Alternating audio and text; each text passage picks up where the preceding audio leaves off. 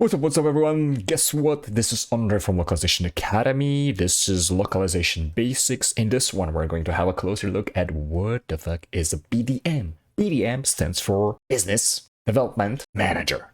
So what do business development managers do? They develop the new business. So basically, in a way, they are the good old salespeople, right? So imagine that we have our LSP and our LSP is already working with 3 clients, but the company, the LSP, doesn't want to stick to 3 clients forever, right? They want to grow, they want to make more money, hire more people and be better and serve the world because they think they are the best to do the localization services for everyone. So what they do is they hire someone called BDM, Business Development Manager, to develop the business. So the BDM people, they go to conferences and they shake their hands and exchange their business cards, and then they go on LinkedIn and they connect with other people and they are annoying, or they send you like cold emails, or they pick up the phone. This is the worst thing. They like phone you right away and they're like, hey, do you want localization? I'm like, no. So through all these different contacts, try to